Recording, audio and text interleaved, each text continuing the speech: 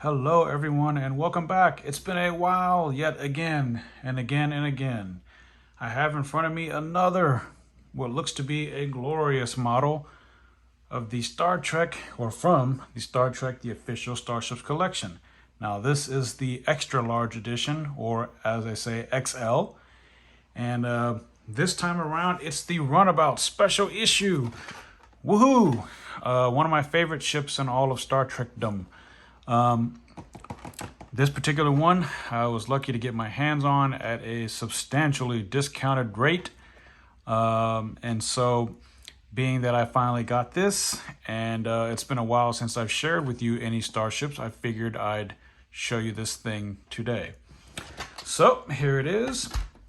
And here's the magazine.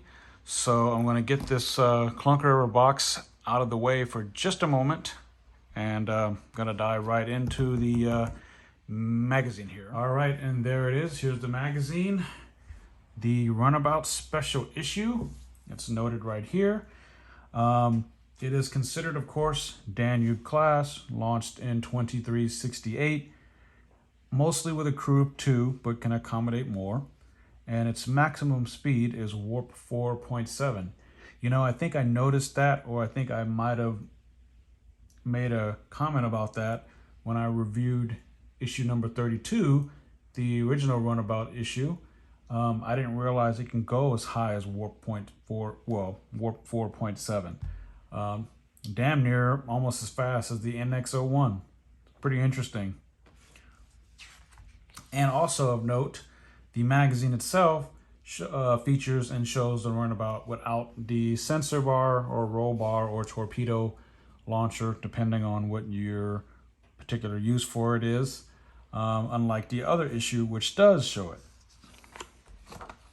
And of course, opening the magazine, the format, as always, remains yet the same, and with a little bit more information here as well. And as once again, the digital rendering on the magazine itself, or contained within the magazine, does not feature the extra module at the top there.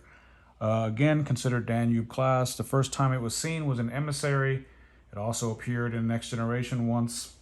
The last time it was seen was in What You Leave Behind, which is the last episode of Deep Space Nine. It was designed, of course, by Rick Sternbach, Joe Hodges, and Jim Martin. So turning the page, we have yet another rendering of the Runabout, which is nice, which looks to be in Earth orbit. And with a little bit of information here. And turn the page. It jumps right into the designing process. This is an image that has been seen dozens of times over the years. It appeared in the original Star Trek Deep Space Nine making of book that was released in the early 90s. So this is something that everybody pretty much should be aware of by now. And there's a lot of text about that as well. Turning the page, we have some more imagery that was also seen in that book, in addition to the brief history, which talks about how it was inspired by the Sydney class transport ship, aka the USS Jenolan, that we saw in Relics. And here we have some more concept art, different ideas being tossed around until they finally decided upon what we got, which I think is better. And more concept art there. It's always cool to see these things and to see what their thought processes were at the time of production. And more concept art. And more concept art with more text. Again, all of these images have been seen before, so it's nothing really new here as far as the production stuff goes. And finally, we got more concept art, but more closely to the final design. And of course, one of the stock images of the studio model, which of course was named USS Rio Grande, which coincidentally is the only runabout to appear in the first episode of Deep Space Nine and to survive all the way until the end of the series, What Will You Leave Behind, Most of the rest of them were destroyed, etc. over the course of the series run. And so that pretty much concludes the magazine. And of course, you have an image of the front of the vessel there. So now, without further ado, I'm going to get right into the model itself. All right, folks, and there it is. Look at that. The Runabout Extra Large or XL Edition, the USS Orinoco. Look at that. Pretty awesome, I have to say. I'm extremely biased when it comes to this ship because, of course, Deep Space Nine is my favorite Star Trek series. And, you know, the Runabouts were ships that I fell in love with very early on, at least that I can remember. And so I've always wanted to have detailed models of them growing up. But back when I was a kid, the only thing available were the more expensive things like the pewter models, the Franklin Mint stuff, and of course, for those of us kids in the 90s, the Galoob Micro Machines collection. So that was the only runabout I had until probably the early 2000s when Furuta came out with the smaller scaled one until eventually the Egomos issue number 32. Anyway, so yeah, look at this thing. It's pretty cool, awesome. It's big, as you can see in my hand. It barely doesn't even fit in my hand. For an XL, it's not that heavy. The metal portion, ironically, appear to be, no, that's plastic. The metal portions, I'm having difficulty even finding where the metal is. Yeah, it's on the wings. There's some metal in there. But pretty much the rest of the hull, including the nacelles, are all plastic. The detail is pretty nice, though I've heard some reports from friends and colleagues of mine who have reviewed this since it got out, that the paint is not quite what it should be, but mine looks okay, at least in my opinion. The back windows look good. Got your RCS thrusters and so on and so forth. And one thing that I will say I'm happy about that this has that the standard issue and the standard model didn't have was the clear blue transparent plastic for the warp nacelles. And as you can see, they look great when held up to the light, as well as the Bassard collectors there as well. Just like the original issue 32, this runabout is the USS Orinoco. The Starfleet pendant stripes and font look pretty good. The doorway appears to be just slightly out of alignment, but nothing serious there.